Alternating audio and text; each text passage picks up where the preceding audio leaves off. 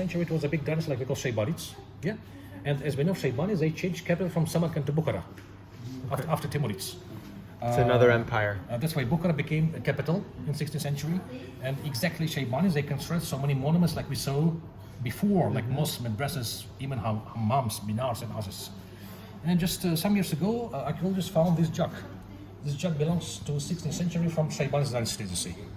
Shayban, there's a city with that name. No, Shayban is the name of the dynasty. Okay. Like we saw the first Uzbek people. Got it. Because one of the ruler was Uzbek Khan. Okay, you can see the same dome where local people changed money. Toki Sarafond from 16th century. But that photo, beginning of 20th century, mosaic and mausoleum, they used mostly for madrasas and for mosques. Okay, here you can see some articles from Ashtar Khan's dynasty. As we know from the history, Ashtar Khanids, they were relatives of Genghis Khan, of Mongolian people. And they used to rule this area. That's why they use the same articles like Mongolian people. Because this is not a common weapon here. It's more common there. From Mongolia. Right. You can see ceramic articles, 17th, 18th century, with the cool colors like green, turquoise, blue. And you can see one more map. That map showing us that in 17th century it was dynasty like we call Ashtar Khanids. Orange color Ashtar Khanids. Yellow color is Khiva kingdom. And it's written Turkmenlar means nomadic people. Oh, okay. Because there is Turkmenistan country at present time. Right. Okay, you can see the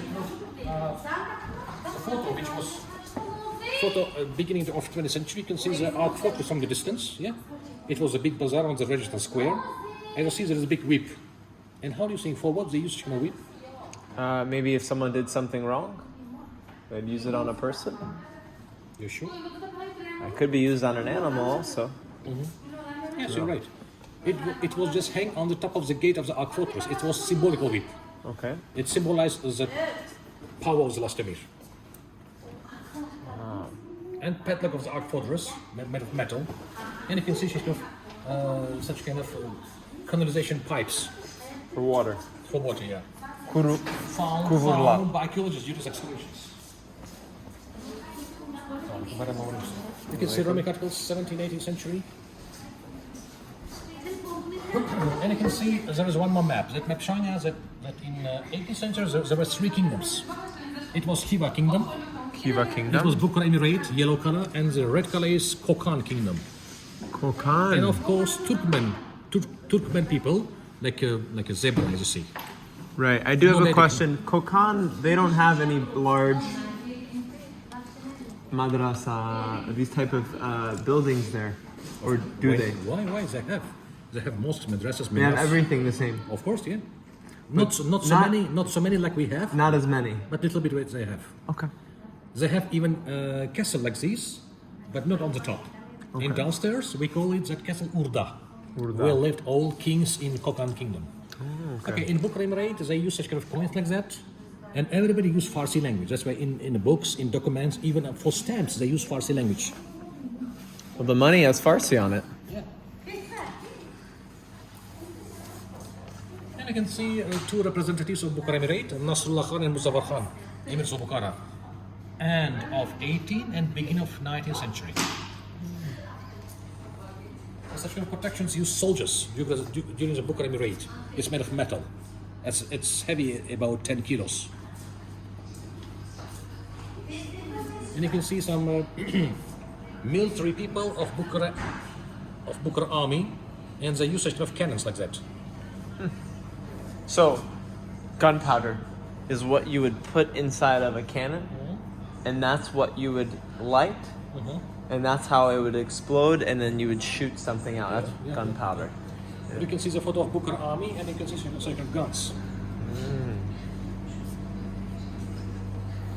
Okay, and the main person was Emir of Bukhara, but the second person was Kozi Kalon. Kozi Kalon means judge, and you can see photos of the judges. And all the judges use documents in Farsi language also. So, they never wrote official documents in Uzbek. It was always spoken, but it was never an official document language. Is that correct? Documents. Book on law. It makes sense because the law was influenced by Yeah, it's not in Farsi language. Okay. Okay, how look the madrasa from inside, as you see? All of them sit on the floor. They put book stands. On the book stands, they put some Qurans and some books. They use such kind of pen cases like that.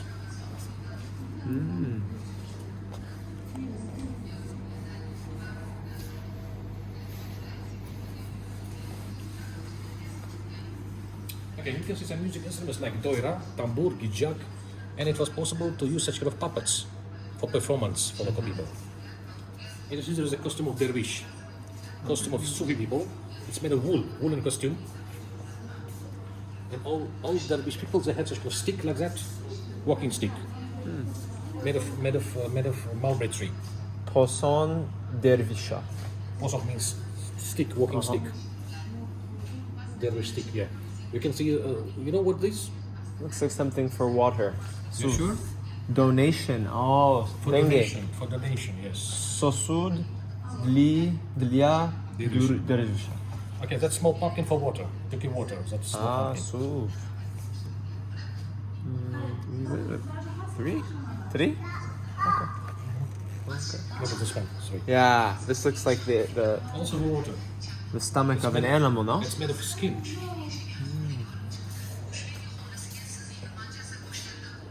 Okay, this one is Japan of the Shia Imam. Shia means Persian. That's why this Well, color Shia is. is a type of. This one is color is black color. But Shia, it's Shia and Sunni. Is that what you mean? Shia means Persian. I mean. Shah. Shia? No, Shia means that people who lived in Iran, Yeah. and some of them came to Bukhara and to Samarkand because Okay. Amir Timur, he brought so many masters. They Got came it. with their families. Got it. That's why we have such kind of some Shia quarters in Bukhara and also in Samarkand. And some of the relatives are probably Yes. even today. Yeah, you can see some apples made of metal, and you can see the hair of horse hair. Such a hair of horse you can see mostly in the cemetery and also inside of the mausoleum because there is a grave of holy man, of holy person.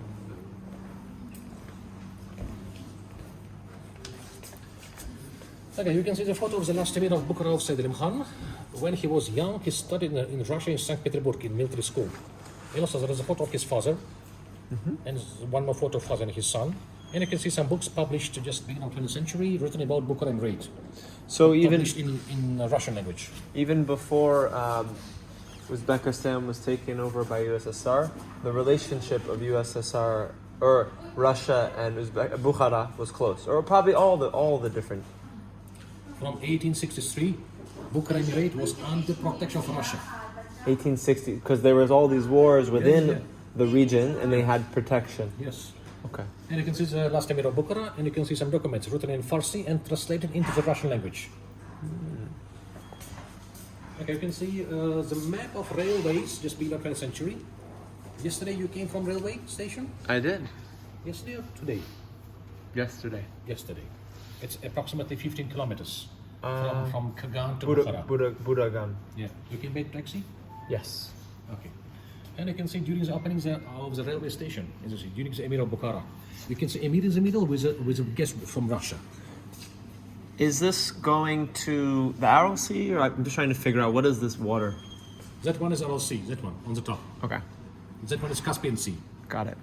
And way going on the top to Moscow. Got it.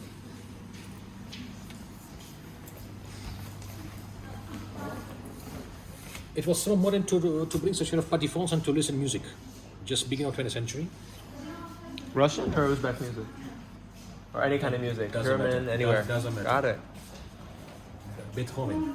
Beethoven. Oh, Mozart. That's all, yeah. Okay, and you can see such kind of medical instruments brought from Russia also, Oh my. used by local doctors. They used inside the hospital. This is what everyone's selling to us at every corner. Right, man, female. Very, very similar. We know whose grandfather made it.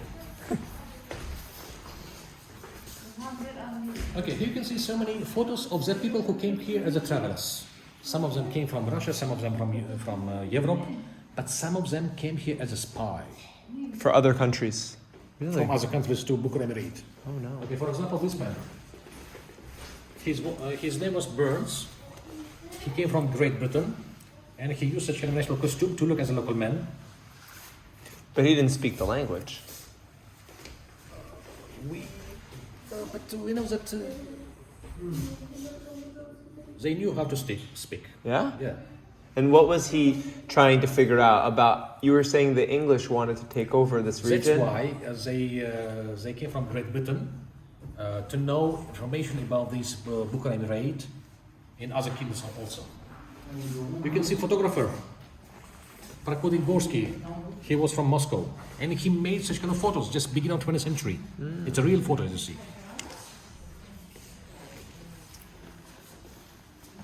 You can see Thomas Spy, Colonel and Stoddard. They came also from Great Britain.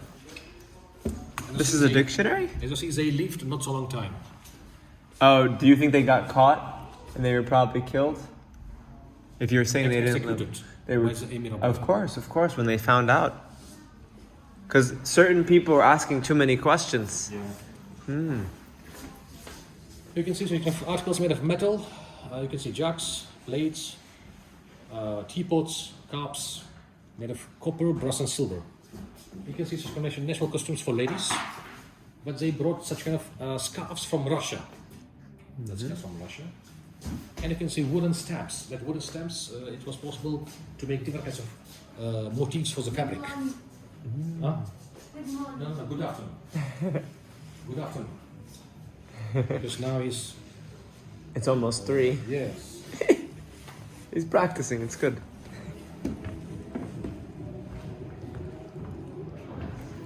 Okay, do you know what this big one? Yes, it What looks is- like something from India. Where they have different foods inside of You're it. right. Yeah. We call it Indian lunchbox. Termos. Indian lunchbox to keep food inside. Such kind of articles brought to Indian people to sell here to Bukhara. I just have another question. The Iranian influence here was like so long ago, like 500 years ago, but the language was still used for all documents for hundreds of years, right? But most people didn't speak the language; they just knew how to write it. Or did they also speak Farsi here? I mean, I guess they did because they're all Tajik, but or mostly. I'm just trying to understand. Tajik and Farsi is very similar. It's like the same, Right. but dialect is a little bit different. Dialects. Yeah. Okay. But if you will go to Iran, we can speak in Tajik. They can understand us. Okay. Got it. Okay, as you see, you can see some ceramic articles from Iran. Iranian ceramic articles. You know, of course, you can see Hazrat Ali.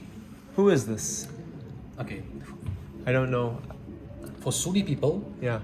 holy man is the Prophet Muhammad. Uh-huh. For Shia people, Hazrat Ali.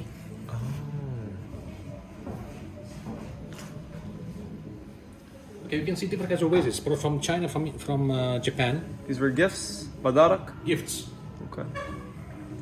And you can see some articles brought from Russia. They brought sweets in the boxes like that. You can see samovars, iron. You can see articles for candles brought from Russia. And you see there is a big samovar which was brought from Tula, from Russia. It's made of copper. What is this used for? To make a boiled water, to make a tea.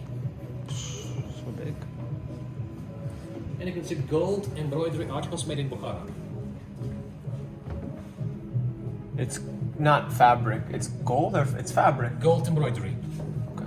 But it's not actual gold. on the top of the velvet. Okay. Silk and cotton fabrics, atlas and adras. Metal articles. You can see some mirrors, book stands, plates, pen cases. A stove for heating. Oh, this is the newest addition to the. Okay, and you can see the throne of the last Emir. This is what we would have seen over there. But this throne was not here. It was in the summer palace, which is outside of the city. And you can see such kind of man's robe of the last Emir made of gold embroidery. And you can see how looks the last Emir. You can see on the photo. The photo made by Prakudin Gorsky, that photographer who came from Moscow. That's his relative there, or who is- No, that one is. Means, An official officer. like a prime minister Okay. with his house. The photos they made during the winter time, that's why you can see a little bit snow behind him. Oh yeah, there's a lot of snow. Yeah. And you can see some articles made of metal, and you can see articles brought from Russia, also made of metal, copper, brass, and silver. And here you can see shoes and boots for men. From Europe or from here? Made here. Wow. Made of gold embroidery. Shoes and boots. You can see belts for men. You can see skull caps made of gold embroidery. A lot of wealth. Look at this map. And you can see the map. Okay, we started our sightseeing from Labi House complex. Yes. Yeah? From here. Labi House, from the pool.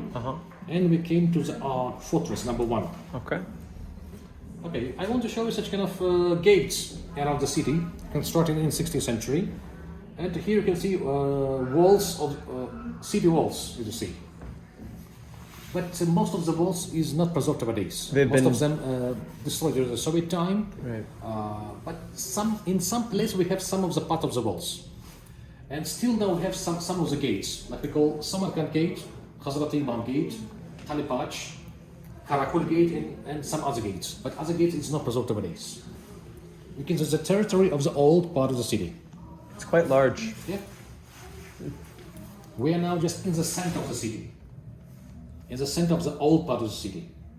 Where you can see some of the mosques, madrasas, minars, and other historical monuments.